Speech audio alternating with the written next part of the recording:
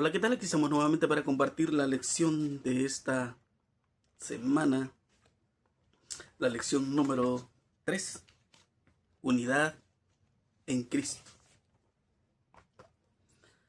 En un pequeño pueblo, un grupo de voluntarios se unió para reconstruir un centro comunitario. Tras una tormenta, los cimientos eran sólidos y los materiales eran buenos. Tenían todo lo necesario: ladrillos, mezclas y herramientas. Pero cuando comenzaron las obras, surgieron desacuerdos. Un equipo insistía: los ladrillos deben de ser apilados así. Otros sugirieron: no, siempre lo hemos hecho de esta manera. Algunos trabajadores se negaron a seguir las instrucciones de los demás, solo siguiendo las órdenes de nuestro jefe de grupo. Algunos incluso abandonaron la obra diciendo: si ese grupo participa, no queremos formar parte de ese proyecto. Al final del día, lo que debería haber sido un muro sólido era un desastre. Algunos ladrillos estaban desnivelados, otros faltaban y en fin, toda la estructura era inestable. Un ligero empujón podría haberlo derribado.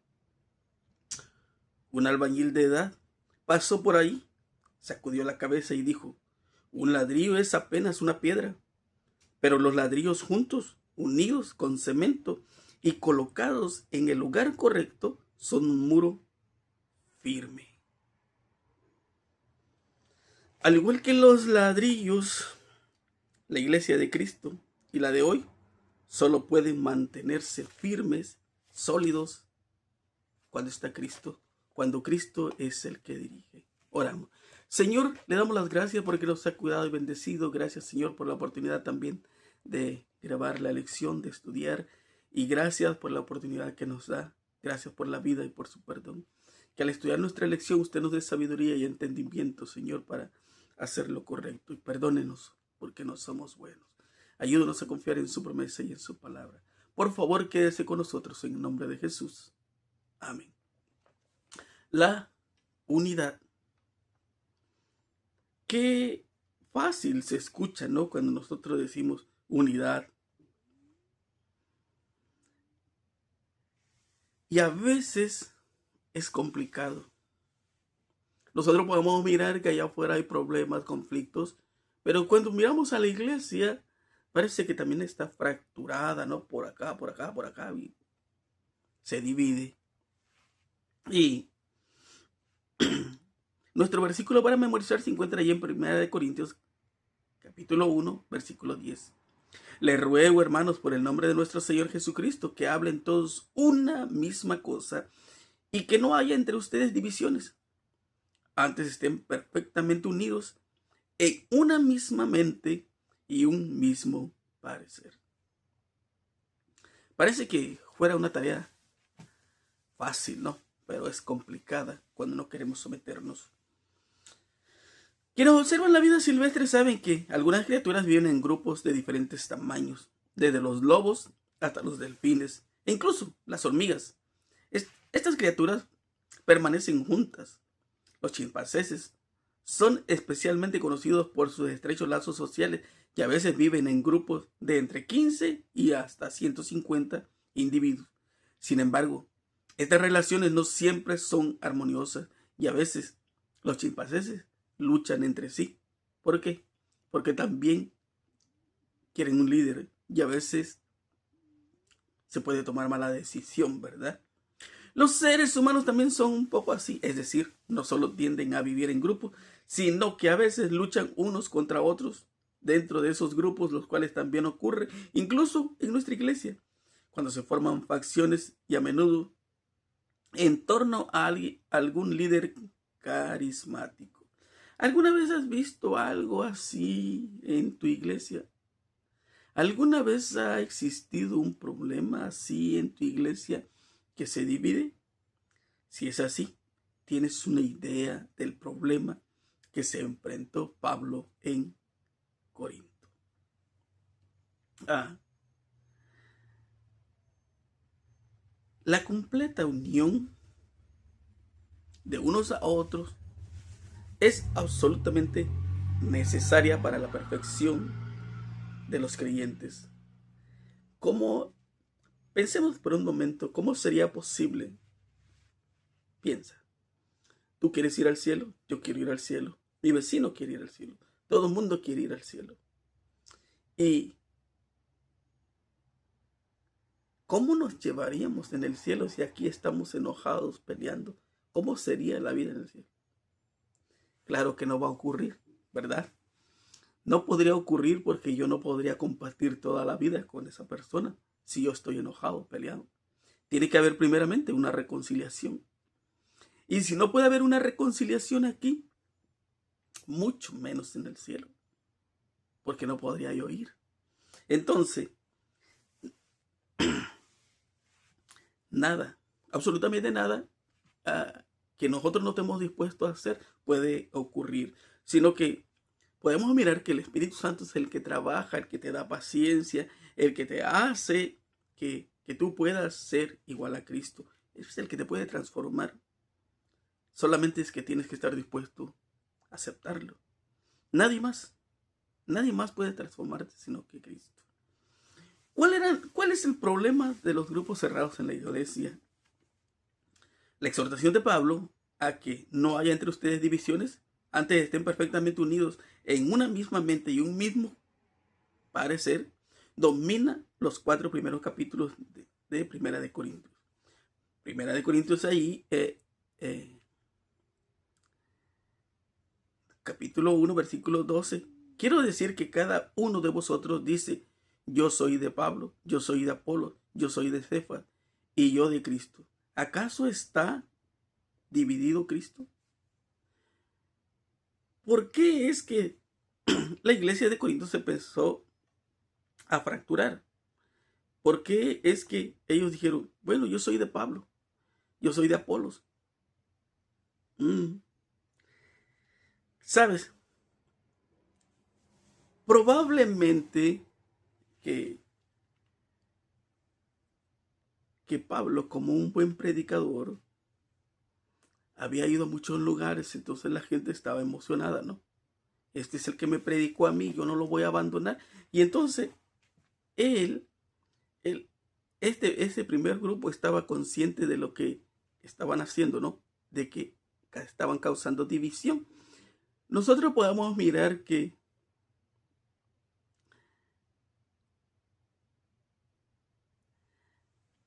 también Pedro, por ejemplo, los seguidores de Pedro, probablemente que Pedro no había ido ahí a Corinto, probablemente que no, pero cuando nosotros miramos que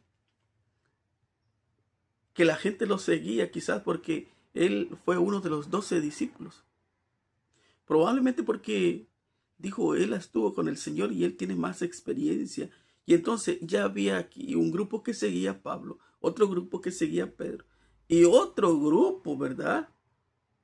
¿Quién era este varón?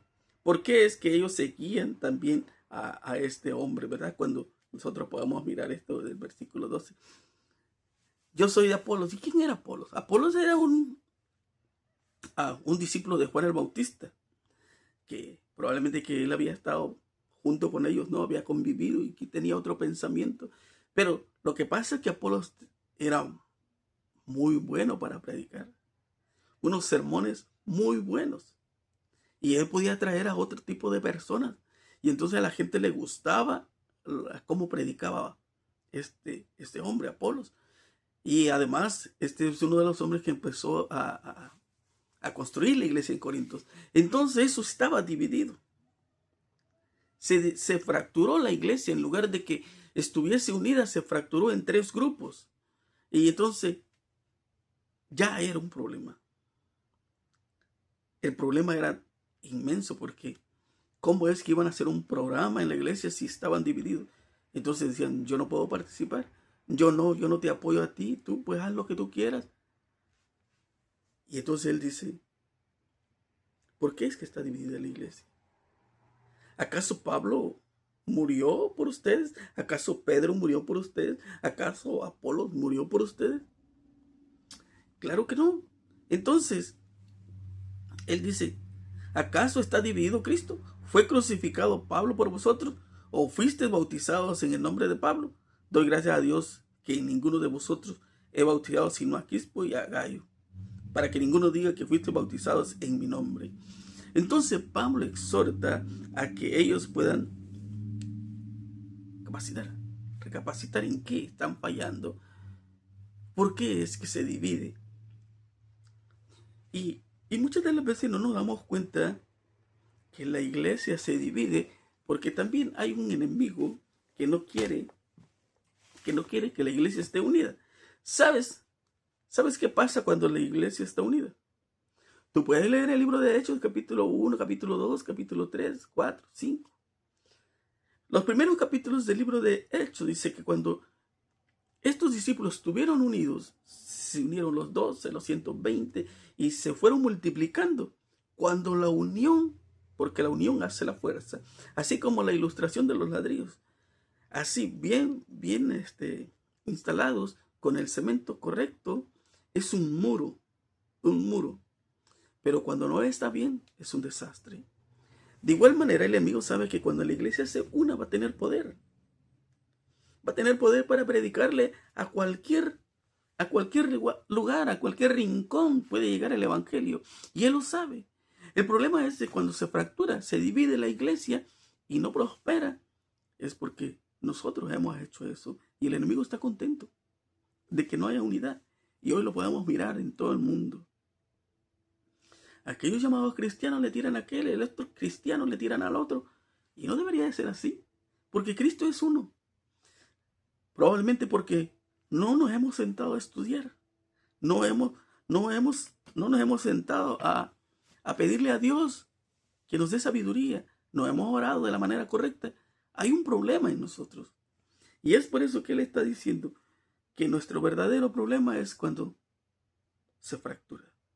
Y cuando nosotros tenemos un seguidor, el único al que tú debes seguir es a Cristo. Al único al que tú debes obedecer es a tu Padre Celestial. Porque cuando nosotros empezamos a seguir a hombres, ya estamos metidos en problemas. Pablo emplea la palabra severas para describir la falta de unidad entre los miembros de la iglesia. De Corinto utiliza los términos griegos cisma, división, en 1 Corintios 1:10, y eris, contienda, en Corintios 1:11. El sustantivo cisma, así como el verbo iso, que significa dividir, es utilizado en otras partes del Nuevo Testamento también para describir las diferencias de opinión que dan lugar a las facciones. A su vez, el sustantivo ir aparece con frecuencia en la lista de conductas impropias que los cristianos deben evitar. Hay cosas que se tienen que evitar. A veces hay cosas que nosotros, aunque queramos decirle, no podemos decirle. Y esto también nos debería de ayudar para ser mejores personas.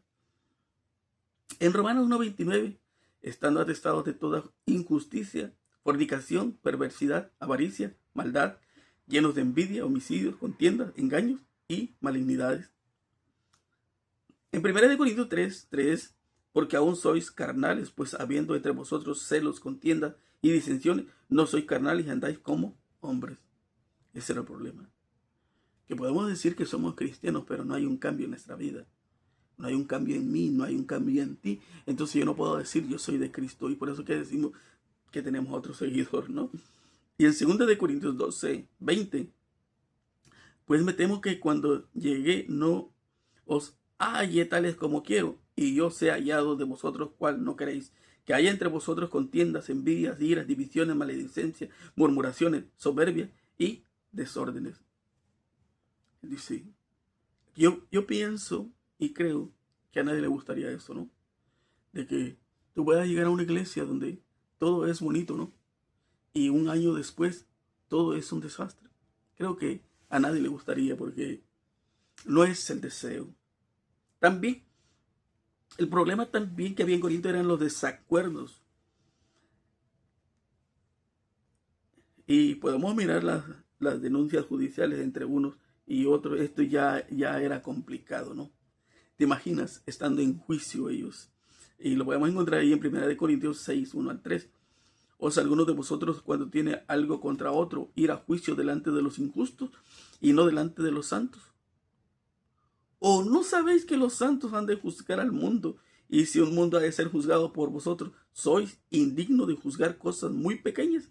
¿O no sabéis que hemos de juzgar a los ángeles, cuanto más las cosas de esta vida? Y ese también es uno de los problemas que puede encontrarse en la iglesia, así como estaba en Corinto, que andan los hermanos en las cortes, ¿no? Demandas. Y él dice, ¿acaso no hay una persona sabia entre ustedes que pueda discernir? Una persona sabia que pueda tener la capacidad para arreglar ese problema. ¿Por qué ir con los hombres que no tienen sabiduría? Porque la sabiduría del mundo no es igual a la sabiduría de Dios.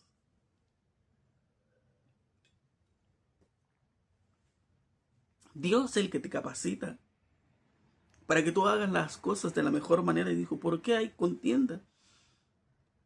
¿Por qué hay que ir ante los hombres que no tienen nada que ver acá con Dios? Esto deberíamos arreglarlo. Pero muchas de las veces sobrepasan los límites cuando no hay sabiduría. Y esto es lo más maravilloso que tú puedes encontrar también en la iglesia. Así como hay cosas malas, también hay cosas buenas. Como cuando se resuelven los problemas. Y se tiene que resolver de una y otra manera en la iglesia. Porque Dios los ha dotado de sabiduría. Y también Pablo dice ahí en 1 Corintios 6:5, para avergonzaros los digo, pues que no hay entre vosotros sabio, ni aun uno que pueda juzgar entre sus hermanos. Uno. ¿Y cuál era el otro problema? El problema, podemos decirlo también grande, ¿no? Bueno, todo lo que había ahí era solamente problemas. En 1 Corintios 11, 17 y 22. Pero al anunciaros esto que sigue, no os alabo porque no os congregáis para lo mejor, sino para lo peor. Pues en primer lugar, cuando os reunís como iglesia, os oigo entre vosotros divisiones y parte lo creo. Pero es preciso que entre vosotros haya disensiones para que haga manifiesto entre vosotros lo que son aprobados. Cuando pues os reunís vosotros, esto no es a comer la cena del Señor, porque a comer cada uno se adelanta a tomar su propia cena y no tiene hambre, y otro se embriaga, pues que no tenéis cosas en que comáis o bebáis. O menospreciáis la iglesia de Dios y avergonzáis a los que no tienen nada. ¿Qué os diré? ¿Os alabaré? En esto no os alabo. ¿Cuál era el otro problema? Y esto es un problema actual también. Cuando se hace la cena del Señor, se anticipa, ¿no? Se da un aviso antes. El próximo mes va a haber Santa Cena. Entonces necesitas prepararte, pedir perdón, arreglar tus problemas con tu esposa, tus hijos, tu familia, los hermanos, los líderes, con el pastor, con todo el mundo. ¿Y qué pasa cuando nosotros no arreglamos el problema? Y tomamos la cena del Señor. Dice que es indigno. Estaríamos haciendo lo de Judas, mojando el pan en el vaso y condenarnos a nosotros mismos.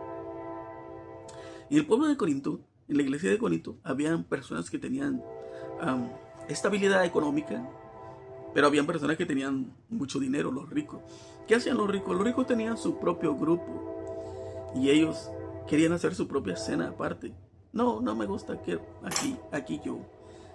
Otra cosa que también hacían ellos es de que invitaban solo a sus amigos ricos, ¿no? Sus compañeros, a los que les caían bien. Disensión de personas, ¿no? Entonces, ellos estaban contentos, conviviendo, comiendo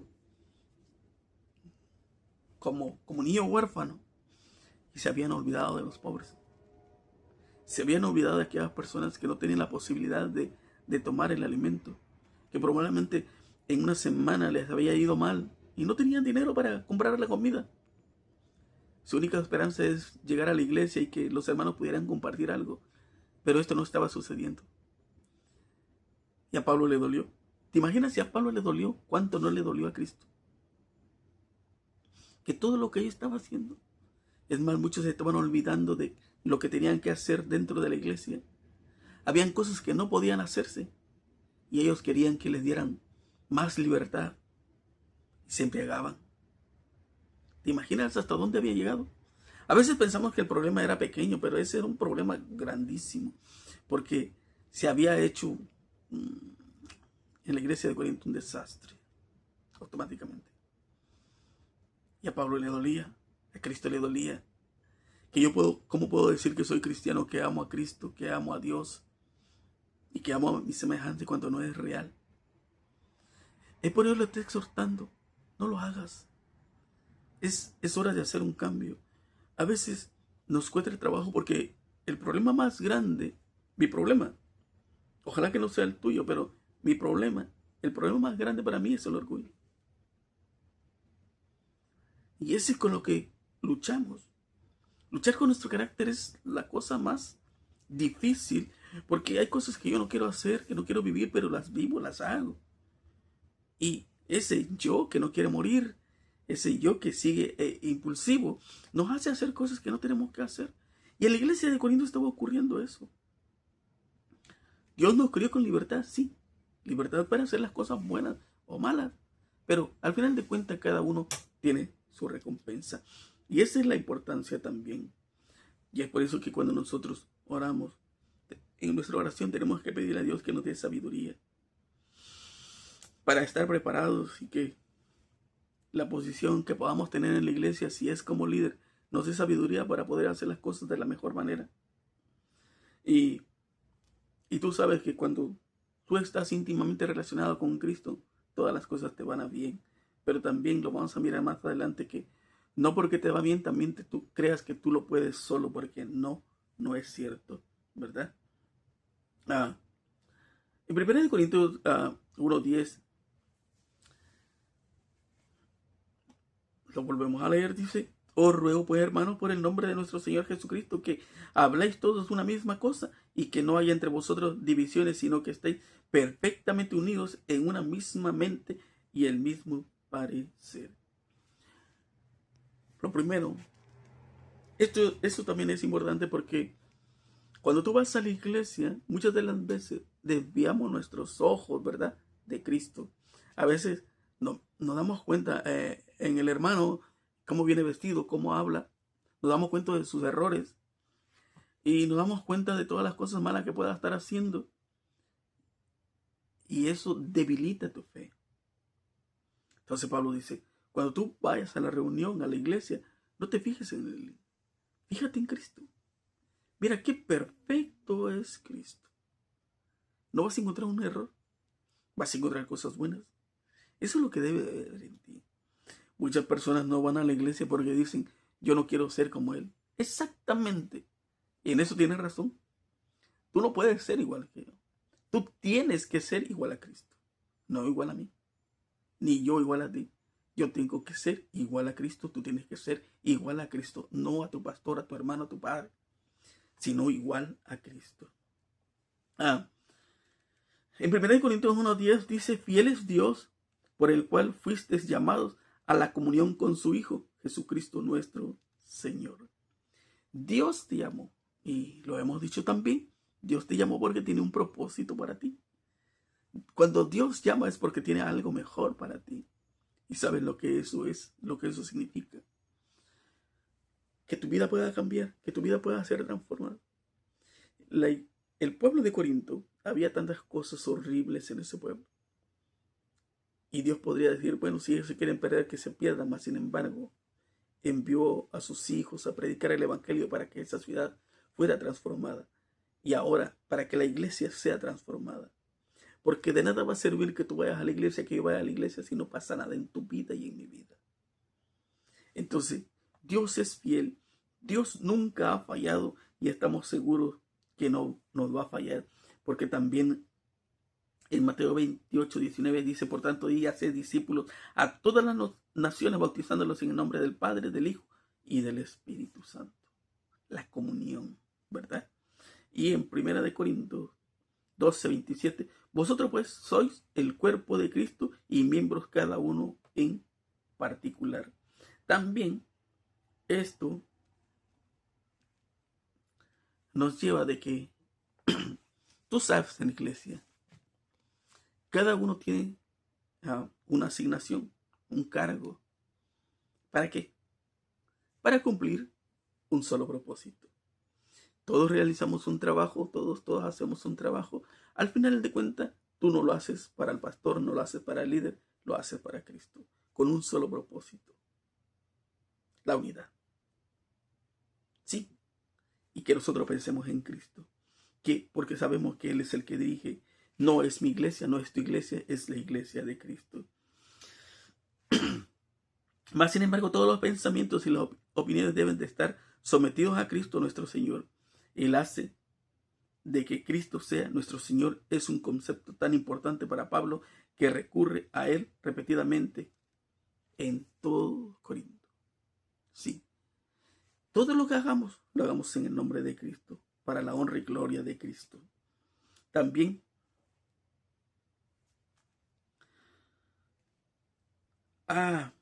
hay algo también en que podemos mirar, que la iglesia, a través del tiempo, ya mucho tiempo, ¿no?, haciéndolo, los grupos pequeños. No es malo. Los grupos pequeños son buenos, pero hay que tener mucho cuidado, porque también salen líderes que pueden causar problemas o divisiones.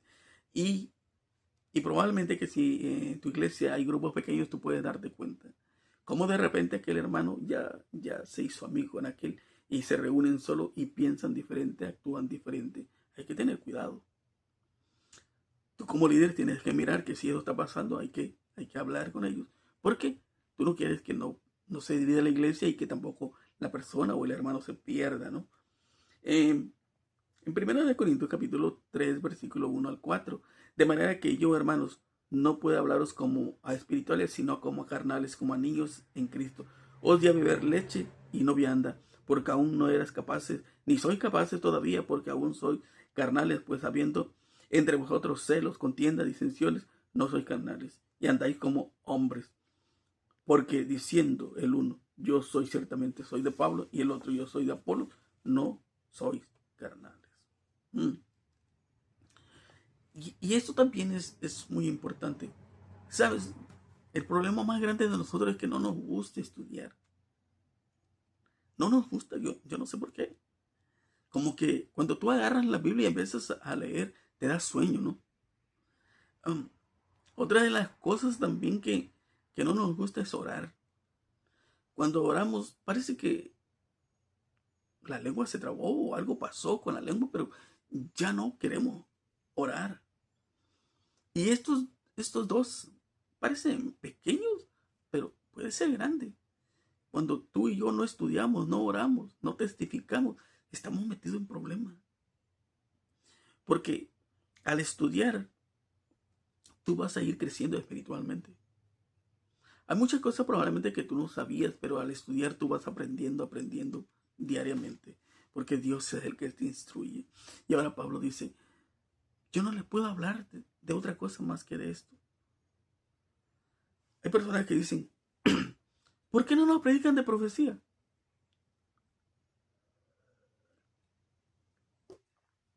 Nosotros necesitamos que nos hablen de Daniel, que nos hablen de Zacarías, que nos hablen de Apocalipsis. ¿Qué pasa? Mira, es tan sencillo esto. Puede ser tan sencillo y simple. ¿Has visto? Probablemente que sí. ¿Has visto en la iglesia que cuando se predica de Apocalipsis, todo el mundo con sueño? Porque no lo vas a entender. No es fácil de entender. Tienes que estar centrado. Si tú no llegas a entender Génesis, Éxodo, no vas a entender Apocalipsis. Se hace complicado. Entonces, es por eso Pablo dice, yo no les puedo dar una comida sólida. No les puedo dar porque ustedes no la pueden digerir. Y entonces ustedes van a seguir tomando leche. ¿Acaso? ¿En algún momento van a dejar de ser niños? Tienen que pensar como adultos, discernir como adultos, vivir como adultos, sino como niños. Y esto sería como retroceder, ¿no? Hace algunos años habíamos estudiado con una familia tenemos un estudio que se llama La Fe de Jesús y le habíamos dado el estudio y ellos tomaron la decisión de bautizarse. Estábamos contentos, ¿no?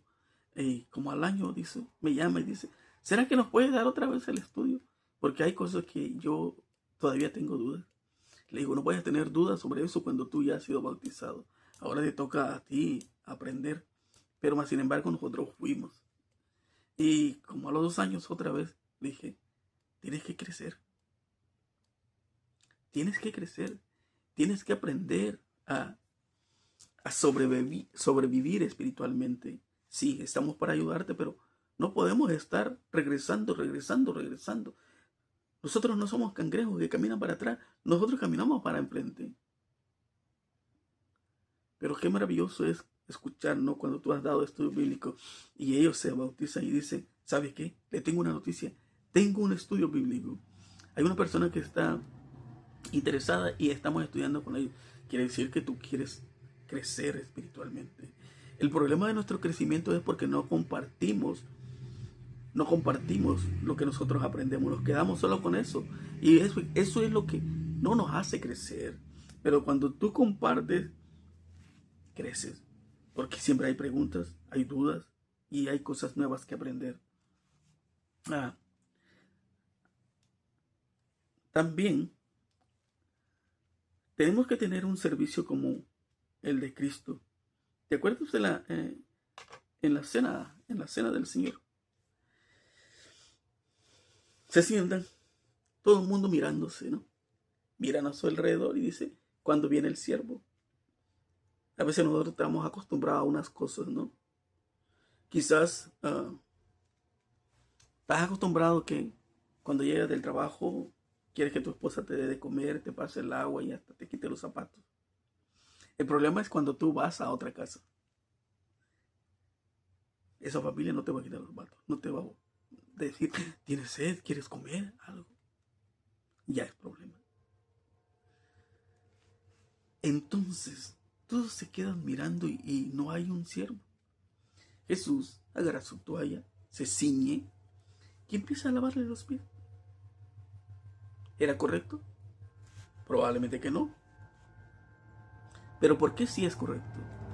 Porque nosotros podemos mirar el servicio, la humildad. Eso es el rito de humildad. Se le conoce así a la Santa Cena como el rito de humildad. Tiene que haber una transformación. No importa que tanto polvo puedan tener tus pies. Es como nuestra vida. Que tanto pecado podamos tener. Cristo es capaz de limpiarnos y transformarnos. Y cuando nosotros participamos de ese rito de humildad, es el reconocer de que nosotros no somos dignos, de que nosotros no somos buenos, de que nosotros no tenemos nada, absolutamente nada bueno. Mas sin embargo, Cristo nos limpia, nos lava de nuestros pecados y nos da una nueva oportunidad. Ese es el rito. Y qué difícil era para ellos llegar a entenderlo. Porque Pedro dijo, Señor, a mí no. Jesús le dijo, si yo no te lavo los pies, tú no vas a entrar al reino de los cielos. ¿Te imaginas? Entonces, cuando nosotros hacemos un servicio, tú hazlo para Cristo. También Pablo nos dice que también en Filipenses ya había divisiones. Tal vez no tantas como en Corinto, pero ya había problemas. Y yo te pregunto a ti, ¿en qué iglesia no hay problemas? ¿En qué iglesia no hay divisiones? Desafortunadamente, casi en todas, ¿no? Entonces, todo lo que tú hagas, y también tienes que entender algo. Esto es importante también entenderlo, de que probablemente tú no eres esa monedita de oro para caerle bien a todos, ¿no? Probablemente. Pero más sin embargo, tu esfuerzo, tu dedicación, que es lo más importante, es lo que te lleva a saber que eres de Cristo, que Cristo está en ti y que tú lo puedas hacer solo para la honra y gloria de Cristo, no para ti. No te ensalces a ti mismo. Y eso es lo que te lleva a tener un estilo de vida diferente. Eso es lo que te lleva a tener una vida de completa comunión con Cristo también. Que todo lo que nosotros hagamos podamos estar centrados en la cruz, la teología de la cruz. Cristo, que lo es todo y tiene que ser todo para ti. En 2 Corintios 11:23. Son ministros de Cristo como si estuvieran loco hablo. Yo más en trabajos más abundantes en azotes, sin número de cárceles, más en peligros de muerte. Muchas veces de los judíos 5 veces he recibido 40 azotes, menos uno. Y Pablo empieza aquí a citarnos todo lo que ha sufrido por causa de Cristo. Y sabes, Apolo se había quedado sin hogar, había sido menospreciado. Y aunque no se menciona tanto como lo de Pablo, podemos ver que es la vida cristiana. Cuando tú dices amar a Cristo, tienes que estar dispuesto a todo. Muchos, no son pocos, son muchos los que perdieron la vida por amor a Cristo. Son muchos los que murieron quemados en la hoguera por decir la verdad. Yo te pregunto, ¿estás dispuesto tú? ¿Estás dispuesto a ser realmente seguidor de Cristo? ¿O solo de palabras? ¿Realmente todo lo que tú haces lo haces para la honra y gloria de Dios? ¿Sabes? Ese estilo de vida es diferente. Sí, cuando tú te sometes, ese estilo de vida tiene que ser diferente. Porque tú no estás pensando en lo que el mundo te ofrece hoy o puede ofrecerte. Tú estás pensando en lo que Cristo tiene para ti, en lo que Él te ofrece. Muchas de las veces y muchas personas podemos pensar diferente, porque Dios nos creó con libertad. Pero muchos de nosotros no estamos dispuestos a dejar el mundo, porque lo que ofrece el mundo pensamos y creemos que vale más que lo que Cristo ofrece. Hoy, yo te hago la invitación. Esto es un desafío que tú tienes que tomar. Seguir a Cristo o seguir igual. Que haya un cambio en tu vida o seguir igual. Tú decides. Solo recuerda una cosa. Sí, Cristo es el que murió por ti. Cristo es el único que puede ofrecerte lo que nadie puede hacer. Él puede transformar tu vida, tu hogar, tu familia, cuando te sometes. Y si Dios te está llamando, es porque tiene algo mejor para ti. Dios no llama más. Él quiere que tú formes parte de ese equipo, de ese grupo, porque solo habrán dos: los que se salvan y los que se pierden. Y tú tendrás que decidir. De todo corazón, yo espero que tomes la mejor decisión. Que Dios te bendiga. Oramos. Señor, te damos las gracias por esta lección y por favor ayúdenos a confiar en su promesa. Que su Espíritu Santo siga trabajando en nuestra familia, en nuestros amigos, en todos nuestros conocidos, todas aquellas personas que han recibido el mensaje, que usted pueda transformarlo y un día puedan aceptarlo. Pero también por aquellos que se han ido, que se han alejado, Señor, que puedan volver. Que su Espíritu Santo siga haciendo ese trabajo extraordinario que solo usted puede hacer. Gracias, Señor, por escucharnos. Gracias por su amor y su misericordia. Bendiga a aquellas familias que también están pasando por momentos difíciles, por aquellos hogares divididos, Señor, porque por las deportaciones, por aquellas personas que están enfermas, también que usted sea con ellos, Señor. Es usted el único que puede darle la sanación y la plena seguridad de que usted está en el control de todo. Gracias, Señor, por escucharnos. En el nombre de Jesús. Amén. Mi hermano, mi amigo, que Dios te bendiga y que tengas un excelente día. Nos vemos la próxima semana, si así Dios nos lo permite. El pecado en la iglesia. Bendición.